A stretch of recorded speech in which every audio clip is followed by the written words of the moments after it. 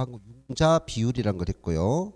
그다음 가로 2번에 융자 원금, 융자 잔고는 굳이 다 기본적으로 알겠죠. 그다음 융자 기간이라는 것은 얼마 동안은 돈을 빌려 쓰느냐 하는 거고, 융자 상한이 있어요. 자, 넘어가고요. 그다음 5번에 보면은 가로 5번에 월부금. 내가 동의어를 반드시 알아두라 했는데, 융자를 돈을 빌렸었다면 이 빌린 돈에 대해서 갚아야 되는 것이 원금이에요. 그 원금 상환액이다라고 하는 거예요. 자, 그 다음에 돈을 빌렸으니까 거기에 대한 수수료로 지급하는 것이 이자라고요. 이자 지급액이에요. 요 두 개 금액을 합한 것, 이 금액과 이 금액을 합산한 것을 우리는 월이금이라고 합니다. 또 다르게는 월부금이라고 말해요. 또 이거 아까 다른 용어는 뭐다? 은행에서 돈을 담보로 설정했다. 저당을 빌려 돈을 빌렸기 때문에 지불한다 해서 저당 지불액이라고 용어를 쓴다고 했어요. 또 아까 영업현금 수지에서는 이것을 뭐냐? 부채 서비스액이다. 자, 이 용어가 다 동의하는 것을 꼭 알아야 됩니다. 그래도 어떨 때는 요로 막을 쓰고 어떨 때는 이 용어, 어떨 때는 이 용어인데 가장 많이 쓰는 것은 부채 서비스액, 원리금, 이 두 가지 용어를 가장 많이 사용해요. 자, 됐고요. 그 다음 325쪽에 가보면 6번이 돈을 빌렸으면 이자를 줘죠. 그 이자 지불할 때 몇 프로 줍니까 하는 이자율이 있어요. 자, 그 다음에 밑에 5번 있습니다. 5번에 실질 이자율과 맹목 이자율이 있는데 별 표시하세요. 실질 이자율과 맹목 이자율 별 표시하시고, 방금 324쪽에 맨 위에 방가로 1번 융자 비율 별 표시하시고, 맨 아래 가로 5번 월부금 이거 별 표시해 주면 돼요. 자, 실질 이자율이란 말을 뭐라고 했느냐? 오늘의 소비를 절자해서 미래로 보답을 하는 기본적 혹은 최소한의 요구 이자율. 줄 거세요. 최소한의 요구 이자율. 최소한의 요구하는 이자율. 그리고 투자자가 우리가 투자할 때 바라는 수익률이 뭐라 했어요? 요구 수익률이죠. 그 요구 수익률 개념이라고요. 그래서 인플레이션이 없을 때 이자율. 줄 거세요. 인플레이션이 없을 때 이자율입니다. 자, 그 다음 맹목 이자율이 있는데, 앞으로 인플레이션이 있을 것으로 예상. 그럼 자본의 소유자는 실질 이자율에 예상 인플레이션이 더한 만큼의 이자율을 받고자 하는데, 이 이자율을 맹목 이자율이다 이렇게 말합니다. 자, 그러면 자 보세요. 그래서 항상 공식을 할 때는 이자율은 전부 다 맹목 이자율이 있고요. 이 맹목 이자율은 실질 이자율이라 했어요. 실질 이자율. 자, 그럼 이 실질 이자율은 금융기관, 돈을 빌려주는 기관, 금융기관이 자기가 돈을 빌려주면 차입자로부터 돈을 빌려 쓰는 사람으로부터 받고자 하는 최소한의 이자 수익이라고요. 그래서 실질자는 금융기관이 돈을 빌려줬을 때 최소한을 받고자 하는 최소한의 수익률을 말한다고요. 되나요? 최소한의 수익률. 그런데 금융기관이 돈을 빌려주니까 그 빌려준 돈이 시간이 가면서 화폐 가치가 떨어질 수 있어요. 그 화폐 가치가 떨어지는 위험이 있어요. 그걸 인플레이션 위험이라고요. 화폐 가치 하락 발생하는 위험 뭐라고요? 인플레이션 위험. 그러면 자기는 요 실질 이자만큼 맹목 이자를 받는다면 자기들은 뭡니까? 실질 이자율을 획득할 수 없어요. 보장된 위험이 있으니까. 그래서 실질 이자율에다가 플러스 예상 인플레이션, 미래에 발생할 거로 예상 인플레이율을 가산을 시켜서 맹목 이자를 결정합니다. 자, 그러면 이 맹목 이자라는 것은 결과적으로 이 맹목 이자율이라는 것은 돈을 빌려 쓰는 사용자와 돈을 빌려주는 차익자, 돈을 빌려주는 쓰는 사용자와 돈을 빌려주는 금융기관, 금융기관은 다른 말로는 대출기관이라고 해요. 이 두 사람 간에 약정했다. 약정을 다른 말로는 우리는 계약했다 라고 합니다. 그래서 이거를 약정이자율, 계약이자율 이렇게 말합니다. 그래서 은행에 돈을 빌려가면 당신이 돈 빌려갔는데 몇 프로 이자를 내라. 그게 약정한 이자율이에요. 명목 이자율이에요. 그럼 금융기관은 돈을 빌려줄 때는 그 이자율을 결정할 때는 뭐를 정한다? 본인들이 받아야 될 수익률을 정한다고. 최소한의 수익률의 실질 자료고, 그러면 위험이 있으니까 위험 대가의 예상 인플레를 가산해서 명목 이자를 받는다 하는 거죠. 그 외에도 뒤에도 또 플러스 하는 게 있어요. 위험 대가. 인플레 위험 말고 그 다른 위험도 있다면 그 위험에 대한 대가도 추가해서 하는데, 일반적으로 명목 이자율은 실질 이자율과 예상 인플레율을 합쳐서 약정을 한다 하는 겁니다. 약정 이자율이다. 명목 이자율. 이렇게 공식을 알아두면 되겠습니다. 자, 넘어가죠. 그 다음 326쪽 옵니다.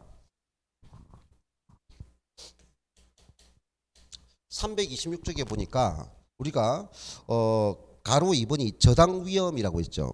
저당 위험의 가로 1번이 채무 불이행 위험입니다. 채무 불이행 위험. 자, 요게 1번이 저당 대부를 제공할 때 대출 기간은 차입자가 원금과 이자를 제때 지불할 수 있는가에 많은 관심이 있다 있고요. 이때 차입자가 원금과 이자를 제때 지불하지 못할 위험을 일컬어서 채무 불이행 위험이랍니다. 그러니까 채무 불이행 위험은 저당 대부 성격과 차입자의 신용도와 밀접한 관계가 있다라고 있고요. 자, 그 다음에 이번에 대출 기간은 이로 인한 대부 손실을 상쇄하기 위해서 채무 불이행 위험이 높은 차입자에게는 더 높은 이자율을 부과한다. 이건 상식적으로 알 수 있죠. 자, 그 다음에 3번이 채무 불이행은 저당이 설정된 후, 줄거세요. 저당이 설정된 후 차입자의 소득이 감소되거나 담보 부동산의 가치가 일정 수준 이하로 떨어질 때 많이 발생합니다. 그래서 그게 채무 불이행 위험에 대해서는 채무 불이행 위험은 그게 3번 내용이 주된 내용이라고요. 그리고 채무 불이행 위험은 내가 돈을 빌려갈 때 차입자가 은행에 담보로 제공했어요. 담보. 그 담보 가치입니다. 그래서 그게 소득 감소나 뭐가 됐나고요? 담보 부동산 가치가 하락한 거죠. 그래서 거기서 가장 많이 노는 것이 담보 가치가 하락하면서 발생하는 위험을 우리가 일반적으로 채무 불이행 위험입니다. 그래서 항상 기억하세요. 채무 불이행 위험은 뭐에 대해서 한다? 담보 가치가 하락하면서 발생하는 위험이에요. 예를 들면 자, 갑이란 사람이 은행에 돈을 빌려갔어요. 3억을 빌렸습니다. 그럼 3억을 빌릴 때 갑이 가지고 있는 부동산이 있어요. 이 부동산을 담보로 제공했어요. 그 부동산 담보 가치물이 그때 제공할 때 얼마짜리냐 하는 거죠. 4억입니다. 4억. 근데 이 부동산 가치가 담보물을 돈을 빌릴 때는 가치가 4억인데 그러면 이 갑이 돈을 빌린 사람이 채무 이행을 성실 안 해요. 그럼 성실 안 하면 채권자인 은행은 담보로 제공한 이 물건에서 뭐 하겠어요? 몇 번 독촉을 한 후에 이 담보물을 법원에 넘긴다고요. 경매로 넘긴다고. 경매로. 그럼 경매로 넘으면서 이 부동산이 팔리면 그 경매되면 그 자금을 받아가지고 본인이 빌려준 채무를 본인이 지은 돈을 변제받고자 하기 위해서 담보로 제공한 거예요. 근데 이 갑이 돈을 빌린 사람이 3억을 변제하지 못할 때 처음에는 4억이면 충분히 이거를 팔아서 이 가치물을 회수할 수 있는데 담보 가치가 나중에 4억짜리가 만약에 2억 8천만 원으로 가치가 떨어질 뻔 있어요. 그러면 빌린 이 부동산을 팔아도 뭡니까? 채권 회수를 못하죠. 그거를 채무 불이행 위험이라고요. 담보가치 하락으로 발생하는 위험을 채무 불이행 위험이다. 이거 꼭 기억하면 되고요. 자, 그다음 가로 2번입니다. 이자율 위험이 있어요. 이자율 위험. 이자율 위험이란 저당 대부를 설정할 때 여러 가지 위험을 충분히 감당하기 위해서 얼마만한 이자율을 부과해야 하는가 하는 문제의 불확실성을 지칭합니다. 이번에 예를 들면 있죠. 대출자 입장에서 고정금리로 대출했을 때 줄 거세요. 고정금리 대출. 고정금리 대출. 자, 금리가 상승. 줄 거세요. 금리 상승. 함으로써 입을 수 있는 손실에 대한 위험을 우리는 이자율 위험입니다. 자, 변동금리가 아니고 고정금리를 했고 금리가 상승했을 때 대출기관이 입는 손해를 우리가 이자율 위험입니다. 즉, 예. 자, 이것을 말하고요. 그 다음에 3번 조기 상환 위험이 있어요. 조기 상환 위험. 자, 3번 별표시 하세요. 1번 채무 불이행 위험 반드시 개념 잡고 있어야 되고, 그 다음에 3번 우리가 이자율 위험은 거의 문제될 것이 아니라 가장 중요한 것은 채무 불이행 위험이 자주 문제 지문에 오고요. 그 다음에 3번 조기 상환 위험이에요. 무슨 위험? 조기 상환 위험이다. 자, 그러면 이 조기 상환, 조기가 뭐일까요? 만기가 되기 전에 상환기가 안 됐는데 또 빨리 돈을 갚는단 말이죠. 빨리 돈을 갚음으로써 발생하는 위험적인 문제를 조기 상환 위험인데요. 자, 이거는 지금 설명을 듣고 이제 알아야 되고요. 그 1번이 있고 그 다음에 2번이 있어요.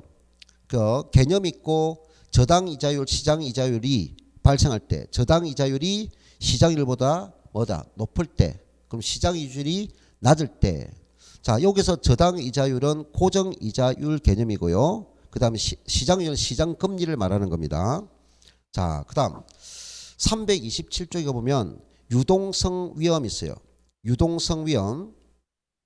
자, 그 다음 자금을 회수하지 못하기 위험이고 법적 위험, 이것들은 별 의미가 없어요. 자, 그 다음 327쪽에 보면은 3번이 저당의 상환 방법. 저당은 융자를 해줬는데 그걸 상환하는 방법은 돈을 빌렸을 때 상환하는 방법이에요. 고정 이자율 저당. 고정 이자는 만기 동안에 이자율 변화가 없는 것이 고정 이자율 저당이라고 해요. 자, 넘어갑니다. 그 다음 328쪽에 가면 방금 실질 이자율이 있고 니은 이자율과 기대 인플레이션 수준 있죠. 방금 여기 이미 설명했죠. 실질 이자율이란 말과 그 다음 인플레이션 예상 인플레이율을 설명을 드렸습니다. 자, 그 다음 328쪽에 가면 가로 2번에 고정 이자율 저당을 유형이 있는데 고정 이자율 저당 받았을 때 그 융자 받은 돈을 상환하는 방식은 뭐가 있느냐 하는 건데 원금 균등 상환 방식이 있고 원리금 균등 상환 방식이 있고 그 다음에 최정식이 있어요. 이 세 가지를 우리가 비교를 해서 이론적으로 많이 냅니다. 이론적으로. 자, 그리고 그 뒤에 가니까 1번 원금 균등이 있고 그 다음에 원리금 균등이 있고 330페이지 가니까 원금 균등 분할과 원리금 균등 분할 비교 있어요. 이 비교적인 내용을 맞게 설명했는지 묻는다고요. 그래서 기억, 초기의 저당 지불액, 그 다음에 니은, 원리금 균등 분할 상한, 그 다음에 디귿, 저당 대출자는 원리금 선호가 있는데 요거는 그냥 간단히 읽어보면 되고, 자, 그 다음에 331쪽에 가면 점정 상환 방식이죠. 점정. 다른 말로 최정식 상환 방식이 있다 하는 겁니다. 자, 그러면 요 내용들을 정리한 것은 332쪽 보세요. 332쪽 보면은 원 5번에 있는 걸 별표시 3개 하면 됩니다. 앞에 있는 거는 이해만 하면 되고 실제로 우리 시험에 나오는 것은 요 5번 내용을 가지고 묻습니다. 5번 내용. 기억, 디귿, 리얼. 자, 이제 요까지 들릴 거고요. 333쪽에 가면은 가로 2번이 변동 이자율입니다. 자, 우리가 돈을 빌려줬어요. 그러면 요 명목이자 약정 이자를 고정 이자율 저당이라는 거 있고 변동 이자율 저당이라 했는데 고정 이자율은 아까 방금 뭐랬어요? 이 명목 이자가 상기를 10년 동안 돈을 빌려 쓰겠다. 그럼 처음에 돈을 빌려줄 때 약정 이자를 10% 했다면 10년 동안 이자가 10%로 변화가 없다는 거죠. 그게 고정 이자율이란 말이에요. 그럼 변동 이자율이라는 것은 이 명목 이자가 처음에는 10% 했지만 나중에는 10%보다 더 낮은 8%가 될 수 있고 아니면 더 높은 12% 될 수 있다는 거죠. 그것을 변동 이자율입니다. 자, 그러면 기초 개념에서 이것을 한번 먼저 보죠. 요거 보죠. 자, 이것이 이자율인데 실질 이자율과 예상 이자율이 있는데 금융기관이 받고자 하는 수익이 있어요.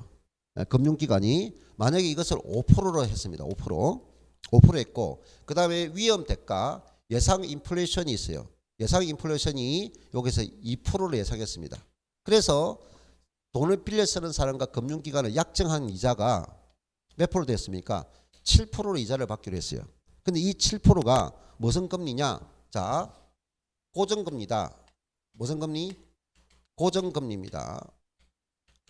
자, 고정금리는 변하지 않는다 했죠? 그런데 시간이 가다 보니까 금융기관이 예상한 요 인플레이션이 있어요. 요 인플레 위험이 몇 프로 되느냐? 3%로 높아졌어요. 그러면 인플레이션 위험이 몇 프로 높아졌어요? 1% 높아졌죠. 다시 실질 이자율과 예상 이자율을 합쳐서 약정을 7% 했고 이 7% 약정 이자가 고정금리 방식으로 했다고요. 그런데 시간이 흘러가 가지고 예상 인플레이션이 본인이 생각했던 위험이 3%로 됐다고요. 그럼 위험이 1% 높아졌죠.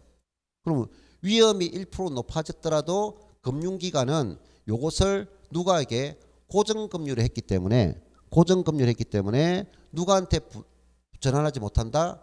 사용자에게 돈을 빌려 쓴 사람에게 그 위험을 증가시키지 못한다는 거죠. 다시 자 그러면 결과적으로 변화된 후에는 고정금리니까 위험이 1% 증가되더라도 금리는 몇 프로 된다? 7%로 변화가 없다 이 말입니다. 변화가 없고 그럼 요 7%는 결과적으로 3%가 됐기 때문에 요 실질 금리가 몇 프로 됩니까? 4%가 되죠. 그래 합쳐서 7%가 됩니다. 그럼 고정금리 대출 방식을 했을 때는 대출기관 금융기관은 위험에 대한 인플레이션의 위험에 대한 것을 누가 부담한다? 마이너스 1% 된 거죠. 마이너스 1% 된 겁니다. 이것이 고정금리 방식이에요.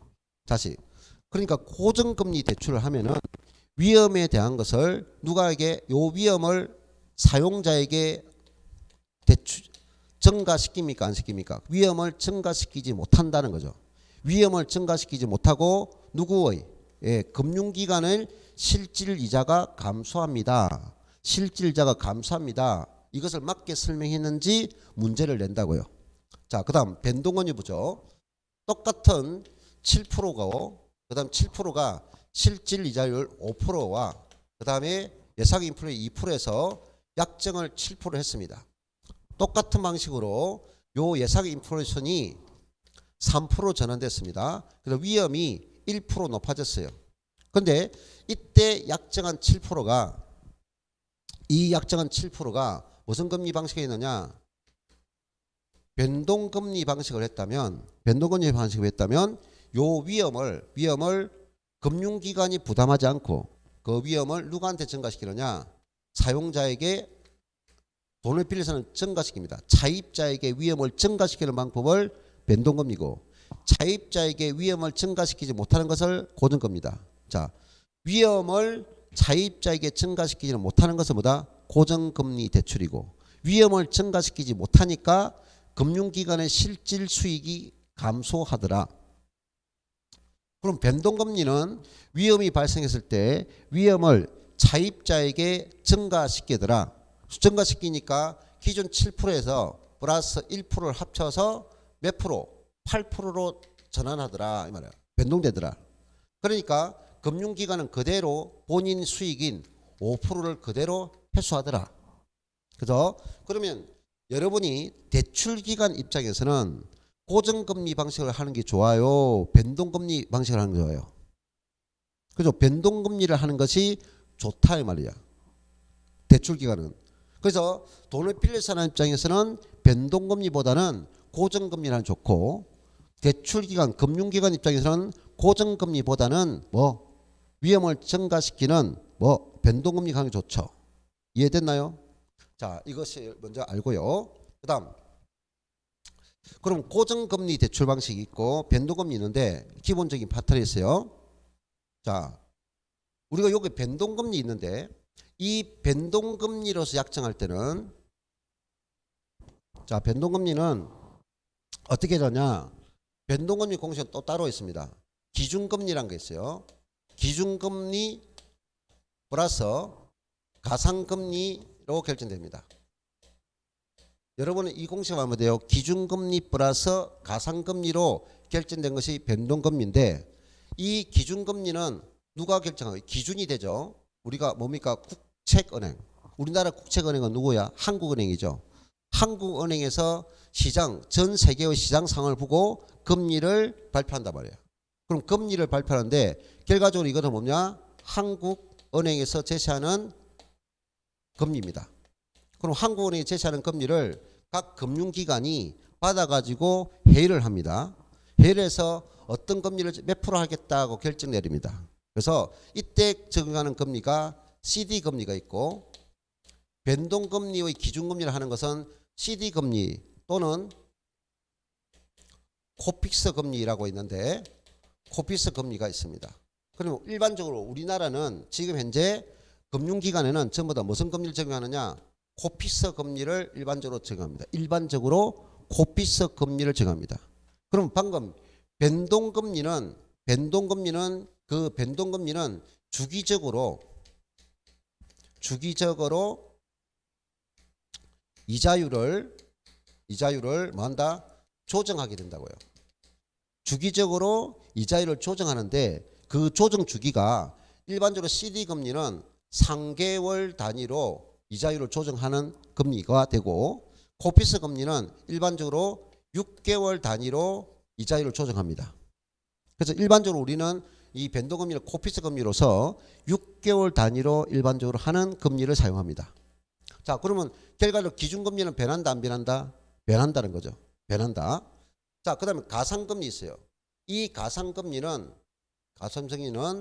대출 시점에 돈을 빌린 사람, 차입자의 신용 등을 고려합니다.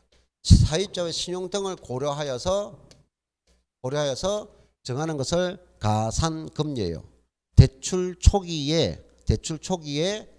시점에 차입자의 신용 등을 고려해서 결정합니다. 그러면 결과 대출 시점에 차입자의 신용 등을 고려하기 위해서 이거는 불변입니다. 대출 기간 동안 변하지 않는다고요. 이거는 불변이다 하는 거죠. 결과는 우리 문제는 변동금리 중에서 무슨 금리가 변한다? 기준금리가 변하는 거지 가상금리는 변하지 않는다. 이것만 알고 있으면 돼요. 됐나요? 그래서 변동금리는 이렇게만 알면 되고, 근데 이 고정금리가 더 이제 많이 노는데요.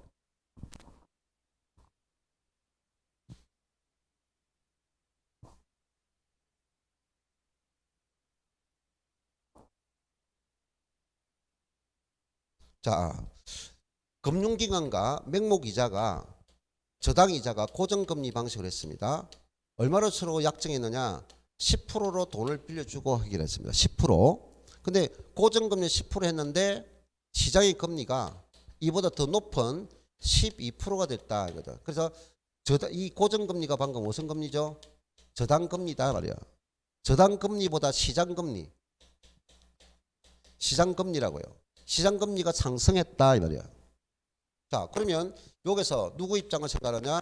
돈을 빌려준 대출기관 입장, 금융기관 입장하고 돈을 빌려 쓴 차입자 입장을 묻는다 이 말이에요. 차입자 입장. 이건 안기관이 충분히 생각할 수 있습니다. 그럼 고정금리인데 시장에 있는 금리가 12% 됐다. 그럼 대출기관이 일단 불리합니까? 유리합니까? 예. 대출기관은 불리하게 작용된다는 거예요. 왜? 금리가 높아져도 고정금리 헤이트니까 2%를 더 받을 수 없다 하는 거죠. 그럼 결과적으로 대출기관은 불리하는 것이 수익이 낮아진다는 거죠. 되나요? 수익이 낮아져서 발생하는 위험. 그래서 이것을 아까 뭐냐? 이자율 위험이 발생한 거예요. 무슨 위험? 이걸 금리가 높아지는데도 그 이자율만큼 받지 못하는 것을 이자율 위험이라고 해요. 그럼 차입자는 금리가 높아지도 뭡니까? 12% 이자 주고 할 필요 없죠. 10%원 찍으니까 유리합니다. 자, 이때 이제 유리한데 그럼 불리한 대출 기간은 가만히 있는 것이 아니라 뭔가 정책을 씁니다. 뭐냐? 차입자 불리한 입장에서 대출자는 차입자에게 너 돈을 좀 빨리 갚으면 안 되겠니? 조기 상환 위험이 아니고 조기 빨리 갚을 것을 유도를 합니다. 조기 상환 유도를 시킵니다. 그럼 조기 상환 유도를 하기 위해서 내가 지금 10년 동안 돈 빌려 쓰고 있는데 남았으니까 그걸 일시불로 다 갚아라. 갚아라. 그럼 그 돈을 갚으면 자금이 들어오겠죠. 그래가지고 또다시 뭡니까? 다른 사람과 높은 금리를 대출해 주면 되겠죠. 그럼 수익 구조가 더 좋아진다고요. 그래서 조기 상환을 유도한다. 조기 상환 유도는 어찌 금리가 상승할 때 발생하는 것은 조기 상환 유도란 말이야. 그럼 이거를 뭐 한다? 너 남은 돈을 빨리 갚아라. 무슨 정책을? 잔고 할인 정책을 쓴다고. 남은 돈을 대해서 수수료를 많이 떼주고 빨리 자금을 회수하려고 하는 잔고 할인 정책을 쓰는 거고. 자, 그 다음에 시장 금리가 8% 됐어요. 그러면 이거는 고정금리가 더 높아졌죠. 자, 그럼 고정금리가 높아졌어. 요 금리를 무슨 위험이라 했어요? 이자율 위험이라 했죠. 그럼 요거는 대출기관 입장. 금리가 하락했어요. 그럼 대출자 입장하고 차입자 입장 볼 때 대출자 입장은 일단 뭡니까? 불리합니까? 유리합니까? 지금 일단은 유리했어요. 왜? 금리가 낮아져도 자기들은 10% 이자를 받으면 되니까. 그러면 차입자는 시중금리는 8%인데 본인은 10% 이자 주니까 더 많은 이자를 지불하죠. 불리하게 됩니다. 그럼 항상 움직일 때는 누가 먼저 움직인다? 불리한 쪽에서 먼저 움직입니다. 그러면 이 차입자는 지금 은행에 10% 이자를 주고 있는데 시장금리가 8% 떨어졌으니까 이 돈을 먼저 갚아버리자. 그럼 갚아버리고 다시 다른 은행에 가가지고 다시 대출을 받자. 8%로 갈아탄다고요. 그럼 갈아탈기 위해서는 이 차입자는 뭘 생각해요? 이게 조기 상환한다고요. 조기 상환을 시도한다 말이에요. 조기 상환. 이해됐나요? 그럼 조기 상환을 시도했고, 그럼 조기 상환이 실제로 일어나면은 결과적으로 대출 기간은 차입자가, 자, 우리가 투자하는 사람 입장에는 투자처가 있어요. 그럼 고정적으로 수입이 들어왔는데 고정적으로 돈을 이자를 받고 있는데 돈을 갚아버렸죠. 그럼 수익이 없어지죠. 수익이 없어지면 다시 돈을 빌려가지고 또 소비자를 모집해야 된다고요. 수익을 얻기 위해서. 그러니까 결과적으로 조기 상환할 때는 금리가 하락했을 때 조기 상환에 대한 위험이 발생한다고요. 네? 수익이 나빠지는 거죠. 처음에 유리한 것은 유리가 아니고 조기 상환에 대한 위험이 발생한다고요. 그러면 조기 상환 이 위험을 해소하기 위해서 대출 기관은 차입자에게 약정을 합니다. 대출할 때 대출 초기에 약정을 하는데 이거는 뭐냐? 조기 상환에 대한 수수료를 부담시킨다 하는 거죠. 수수료. 이거를 다르게 말하면 만기 전 변제. 만기 전에 돈을 갚으면 만기 전 변제 수수료를 부담을 시킨다고요. 그러면 이 불리한 차입자는 결과적으로 갈아타고자 할 때는 뭐와 무엇을 합니까? 이 조기 상환 수수료와 지불되는 수수료하고 갈아탔을 때 내가 부담하는 그거를 비교해 봐야 되겠죠. 그래도 수수료를 부담하고 갈아타는 거는 조기 상환을 해버리겠고, 그러면 수수료가 더 많으면 안 갈아타겠죠. 그래서 이게 여기서 됩니다. 그래서 고정금리에는 시장 요 문제에서 금리가 하락했는지 금리가 상승했는지를 잘 판단해서 답을 내면 되겠다. 이 답 자체가 어려운 것이 아니라고요. 자, 됐고요. 자, 그 다음에 이제 상환 방식이 328쪽입니다. 328쪽은 그냥 이론을 듣는 것보다는 사실은 이거는 계산 문제를 하나 풀어보는 것이 가장 빠른 방식인데, 자, 일단 결론. 고정 이자율입니다. 변동 이자율 아니에요. 고정 이자율 방식의 고정 이자율을 할 때 상환 방법이 있어요. 고정 이자율 저당 방식에서 상환 방법이에요. 그것을 원금 균등 분할 상환. 원금 균등이죠. 자, 원금 균등한 것이 뭐다? 원금이 균등하다는 거죠. 자, 그리고 비교하는 것이 원리금 균등이 있어요. 자, 원금 균등은 어떻게 이루어지느냐? 돈을 빌리면 원금 상환을 해야 되고, 그 다음에 이자 부담을 해서 이 두 개를 합한 금액이 원리금이 나오는 겁니다. 자, 그 다음 원리금 균등 상환 방식이 있어요. 자, 역시 원리금 균등도 원리금이 균등하다 있죠. 즉, 이 돈을 빌리면 원금과 이자 상환액과 이자 지급액과 원리금이 됩니다. 이거 암기할 필요가 없어요. 빨리빨리 판단할 수 있어요. 자, 원금 균등은 매해 지불되는 원금이 같다 이 말입니다. 100만 원, 100만 원, 100만 원, 100만 원, 100만 원, 100만 원, 100만 원. 자, 그러면 매기 균등한 원금이 균등하니까 이 매기 지불한 균등이 같다는 것은 빌린 돈이 융자액이 있어요. 융자액을 무슨 기간으로 나눠버리면 상환 기간을 나눠버리면 매해 지급되는 원금액이 오겠죠. 이해됐나요? 빌린 돈이 10억이다. 10년 동안 1년에 세환한다. 10을 나누면 되죠. 그럼 매해 1억씩 상환되겠죠. 자, 그러면 이자가 있을 거예요. 그럼 요 이자지기 문제는 어찌 되느냐? 어떤 방식이든 이자지기 문제는 요 원금 균등이든 원리금 균등이든 이자는 빌린 돈에 대한 대가입니다. 이자는 뭐라고요? 빌린 돈에 대한 대가가 이자라고요. 빌린 돈에 대한 대가. 그럼 얼마간 빌렸었습니까? 기간이 있을 거예요. 그래서 항상 이자 계산은 원금 균등이든 원리금 균등이든 융자 받은 돈이 있고 현재 갚지 못한 융자 잔고가 있어요. 잔고. 그럼 융자 잔고는 계속 줄어듭니까? 높아집니까? 변화가 없습니까? 줄어들죠. 융자 잔고는 처음에 10억 빌렸어. 1억 갚았어. 잔고 9억 남죠. 9억에서 또다시 1억 갚았어. 8억 남죠. 그럼 융자 잔고는 계속 줄어들 거라고요. 그리고 여기 곱하는 이자가 있는데 그 이자가 무슨 이자율이에요? 고정 이자율. 그럼 고정 이자 변화가 없다는 거죠. 그래서 융자 잔고의 이자율을 곱하여서 계산한 것이 이자 지급액입니다. 지급액. 그러면 원금 균등 방식이든 원리금 균등 방식이든 요 이자는 매해 지급되는 이자는 증가합니까? 감소합니까? 불변입니까? 감소하죠. 매해 지급되는 이자는 감소하겠죠. 감소한다는 말을 우리가 체감합니다 라는 말을 쓴다고요. 그러면 이자는 뭐한다? 감소하겠죠. 이해했나요? 자, 그러면 이거는 이미 결정됐나요? 자, 원금 균등은 매해 원금이 일정합니다. 그럼 이자는 매기 잔고가 줄어드니까 이자 금액은 계속 감소하겠죠. 그럼 원금과 이자를 합한 것이 뭐죠? 원리금이죠.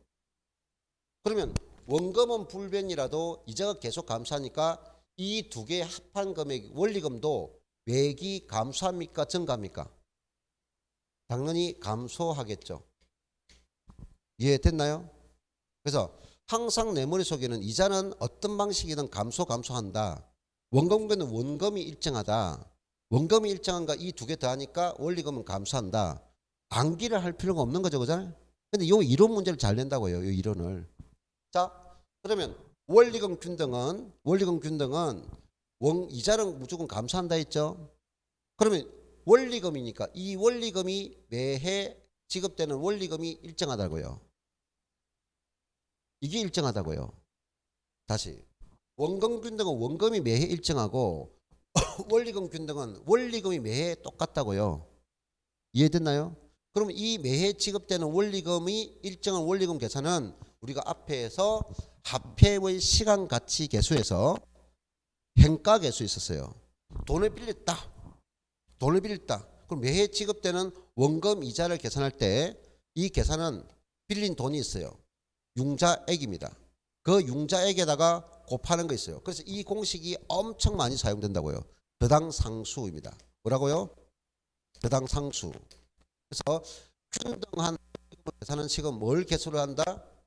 저당상수를 이용한다.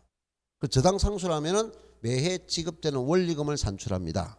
그럼 요거는 개수가 들어가니까 명심하고 이거는 그냥 상식적으로 알 수 있죠. 융자액 나누기 상환기간은 원금이고 여기서 원리금 균등액은 융자액 곱하기 저당상수가 원리금 계산이다. 자, 그럼 보세요. 그럼 원금은 어찌 될까요? 답이 바로 나왔죠. 이 두 개의 합한 금액이 원리금이죠. 그럼 원리금이 변화가 없잖아요. 매기 일정하잖아요. 이게 감소하죠. 그러면 이것은 이 두 개 합한 금액이 같아져야 되니까 요것이 감소하니까 이게 같아지려면 매기 같아지려면 원금은 오히려 뭡니까? 매기 증가되죠. 최정하겠죠. 됐죠? 이게 감소된 만큼 이게 높아져야 이 금액이 일정하겠죠. 이해했나요? 그래서 개념을 잡을 때 원금 균등은 원금이 일정하다. 원리금 균등은 원리금이 일정하다. 됐나요? 그러니 그 답이 났어. 이자는 둘 다 많다? 감소한다? 그럼 여기는 원금과 이자를 더한 것이 원리금이니까 원리금도 감소한다. 그러면 요거는 원리금 균등은 원리금이 일정하죠? 됐나요? 그럼 이자가 감소하죠? 그러니까 이 두 개 합이니까 이거는 차감된 만큼 이거는 증가된다고요. 이해됐나요? 자, 그래서 이 기본 틀을 가지고 나중에 다른 이론들을 우리가 정리할 거예요. 자, 그것을 나타내고 이제 계산이 있는데 329쪽에 보면 그 밑에 예제 문제 있죠. 예제. 그게 A는 아파트를 구입하기 위해서 은행으로부터 연초에 4억을 대출받았다. 그럼 빌린 돈이 4억입니다. 그리고 A가 받은 대출 조건이 다음과 같을 때 대출 금리와 그 다음에 2회차 상환할 원금은 이렇게 했어요. 단 주어진 조건에 한한다. 대출 금리가 고정금리 방식이고 대출 기간은 20년이고 연간 저당 상수는 0.09 1회차 원금 상환액은 1,000만 원 돼 있죠. 그다음 원리금 상환 조건이 원리금 균등 상환이라 했어요. 그리고 매년 말 연 단위 상환이라고 했습니다. 자, 그럼 지금 묻는 문제는 대출 금리가 몇 프로입니까? 라고 했죠.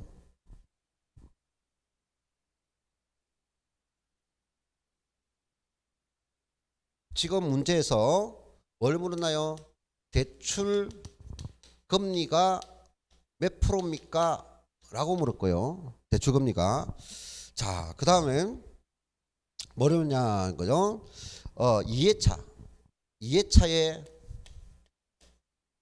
2회차 부담하는 상환할 원금은 얼마입니까? 2회차 원금은 얼마가 됩니까? 라고 물었어요. 근데 이 방식이 지금 뭐라고 했느냐? 원리금 균등 상환 방식이라고 했어요. 원리금 균등 상환 방식입니다. 이해됐나요? 자, 그러면 원리금 균등에서는 가장 먼저 계산이 원리금을 균등하니까 원리금을 먼저 계산하면 돼요. 뭘 계산한다? 원리금을 먼저 계산하면 되겠습니다. 그럼 원리금 계산은 방금 뭐 한다고 했어요? 빌린 돈, 융자 금액이 있죠. 융자 금액이 얼마 빌렸어요? 4억 빌렸어요. 그 4억 곱하기 뭘 곱한다고요? 저당 상수를 곱하면 된다 했죠. 그럼 저당 상수가 문제에서 0.09 돼 있죠. 확인했나요? 그죠? 0.09 돼 있어요. 그럼 이거를 곱한 것이 4구 36 됐나요? 그래서 4구 36이니까 얼마 된다? 3,600만 원 되나요? 3,600만 원이 계산돼. 이 3,600만 원이 뭐라고요? 원리금이라고요. 원리금이다. 이해됐나요? 이것이 매기 3,600, 3,600, 3,600 매기 똑같다고요. 그러면 자 1회차 1회입니다. 1회 매년 지급한다 했어요. 매년 지급하는 이자 1회차 이자 지급액을 계산해 보죠. 1회차 이자 지급을 계산할 수 있나요? 없나요? 계산할 수 있죠. 자, 내가 이자는 뭘 한다고요? 이자는 융자 잔고 곱하기 이자율 해서 구한다 했죠. 오케이? 자, 융자 잔고 곱하기 이자율을 한 것이 이자 지급액이 된다 했죠. 자, 그러면 본 문제에서는 1회차 원금 상환액이 있어요, 없어요? 요게 원리금이죠. 원리금이죠. 그럼 1회차에 지급되는 이자 지급액이 있고 1회차에 지급되는 원금 상환액이 있어요. 1회차 원금 상환액이 얼마라고 했어요? 1,000만 원 했잖아요. 1,000만 원. 그럼 이 두 개 합한 금액이 원리금이니까 1회차 이자 지급을 알 수 있어요, 없어요? 공식이 있을 때는 공식을 그대로 외우면 돼요. 첫째, 첫 번째 뭘 계산했다? 융자액에다가 저당 상수를 곱해 원리금을 산출했죠. 그럼 원리금은 뭐와 무엇의 합이다? 원금 상환액과 이자 지급의 합이 이거죠. 근데 문제 지문에서 1회차 원금 상환액이 1,000만 원 제시했잖아요. 그러면 3,600에서 1,000만 원 빼니까 얼마 나와요? 2,600만 원이 1회차 이자 지급액이잖아요. 됐나요? 1회차 이자 지급액이에요. 그러면 이제 이거를 여기서는 이제 뭘 계산했어요? 자, 2회차 원금을 물었는데 2회차 원금은 그 다음에 보고 일단 대출금리를 물었죠. 대출금리는 자, 이 금리를 물었는데 자 보세요. 대출금리 이자가 얼마 돼서 1회차 2,600 됐어요. 빌린 돈 얼마죠? 융자 1회차에 융자 잔고는 아직 돈 갚은 적이 없죠. 1회차의 이자는 융자 잔고가 아직 한 번도 갚은 적이 없죠. 그럼 잔고가 그대로 4억이죠. 그럼 융자 잔고 1회차는 4억입니다. 거기에다가 이자율이 몇 프로 몰라요. 이자율을 물었잖아요. 대출금리를. 그럼 대출금리를 물었는데 몰라요. 이거 물었다고요. 이건데 이거를 곱해서 계산한 값이 얼마 났다고요? 2,600만 났잖아요. 2,600만 원이 이자가 계산됐잖아요. 그러면 이거를 나누면 되겠죠? 나누면 되겠죠? 그러면 4, 5, 20, 4, 6, 24 넣어줘. 네? 그래서 계산하니까 여기를 우리가 얼마 계산했나요? 그게 이자가 6.5% 돼 있죠. 요 계산하니까 나누니까 2,600 나누니까 4억 나누니까 6.5%가 노더라 하는 거죠. 몇 프로 노더라? 6.5%. 이해했어요? 6.5%. 우리가 지금 계산해 놨으니까 그 공식을 계산했으니까 6.5% 났습니다. 자, 그러면 이제 뭘 물었어요? 대출 금리는 6.5% 계산됐어요. 자, 이거 보세요. 이제 2회차 원금을 물었죠. 2회차 원금. 그럼 2회차입니다. 2회차. 자, 2회차의 원금에다가 뭐를 더한 거? 이자를 더한 것이 원리금이죠. 그럼 원리금이 이미 산출됐어요? 안 됐어요? 원리금 산출이 맥이 똑같으니까 첫 번째 3,600만 원이 계산됐죠. 그러면 2회차 이자 계산해야죠. 이자는 첫 해는 얼마인데? 4억이죠. 4억. 그럼 두 번째 2회차는 원금 상환액이 얼마였어요? 1회차에 1,000만 원 갚았죠. 4억에서 1회에 1,000만 원 상환했죠. 그럼 1,000만 원을 빼야 되겠죠. 그럼 얼마 돼요? 3억 9천만 원 오죠. 3억 9천만 원에서 이자가 얼마? 6.5%죠. 6.5%하면 여기서 뭐가 됩니까? 이자가 노죠. 그럼 이자가 나왔으면은 이 두 개 합이니까 요금에서 이자를 빼면 원금이 산출되겠죠. 됐나요? 자, 그래서 이렇게 묻는 문제는 우리가 31회 때 났는데 작년에 났는데 몰라서 안 푸는 게 아니라 시간이 소요된다. 뭐 된다? 시간이 걸린다는 거죠. 시간이. 그래서 우리 계산 문제는 대부분 시간이 소요되기 때문에 일단 나중에 여러분이 모의고사나 본 시험에 가서 계산 문제는 탁 봤을 때 시간이 소요되니까 일단 먼저 풀면 안 돼. 계산 문제는 먼저 풀면 안 된다고요. 다른 쉬운 문제들이 있기 때문에 계산 문제 풀면 시간적으로 다른 계산 문제, 쉬운 문제도 못 푼다고요. 그래서 알아도 처음부터 계산 문제 풀면 안 된다고요. 우리 계산 문제가 최소 7문제에서 많게는 11문제 정도 논다고요. 알겠어요? 그래서 방식은 알아놔야 되겠죠. 예. 이보다 더 계산 문제가 쉬운 것도 있어요. 그럼 계산 문제 쉬운 것도 있고 이렇게 2번이나 넘어가는 단계가 있다는 거죠. 이렇게 우리가 풀 거다 하는 거죠. 자, 그 다음에 331쪽에 보면 그 점정 상한이 있어요. 최정식인데요. 자, 기억 보겠습니다. 인플레이션으로 인한 문제점을 해결하기 위해서 도입한 상품 중 하나가 점정 대출이다. 니은 가장 널리 사용되어 온 원리금 균등 상한 분할 대출은 매월 원리금이 균등하여 일정한 금액을 지불하는 것처럼 보이지만 인플레이션에 의한 화폐 가치 하락을 감안하여서 실질 가치를 기준으로 환산해 보면 대출 초기에는 원리금이 대출 후기에 내는 원리금보다 훨씬 큰 현상이 나타납니다. 아까 원리금 균등 상한은 뭡니까? 계속 높아지죠. 원금 상환액이.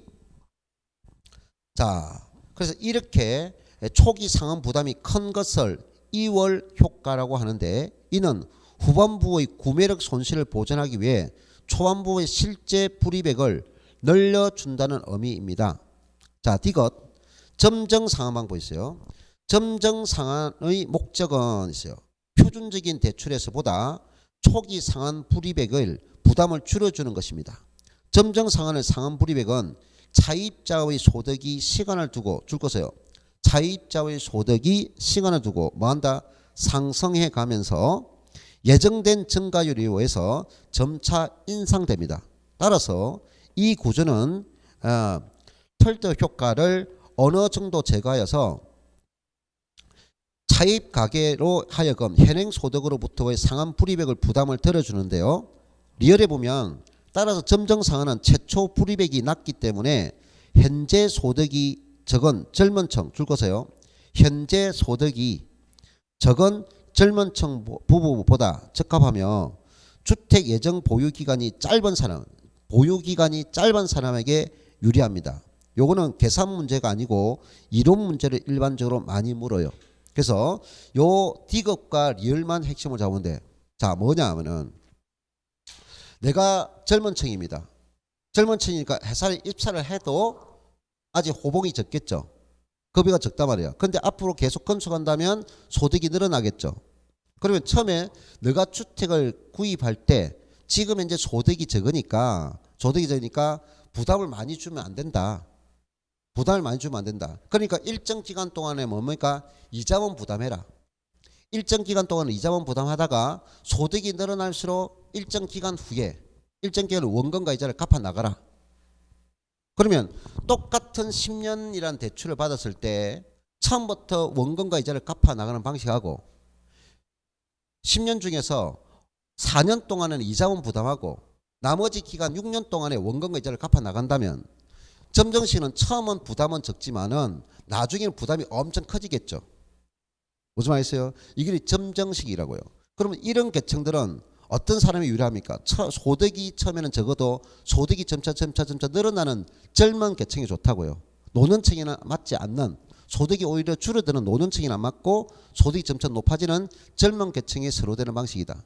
그리고 점정 대출 방식을 받을 때는 융자 기간을 빨리 계속 이자가 급속도로 높아진다고요. 원금 이자 상한이 급속도로 높아지니까 상한 기간을 길게 하는 게 좋습니까? 짧게 하는 게 좋습니까?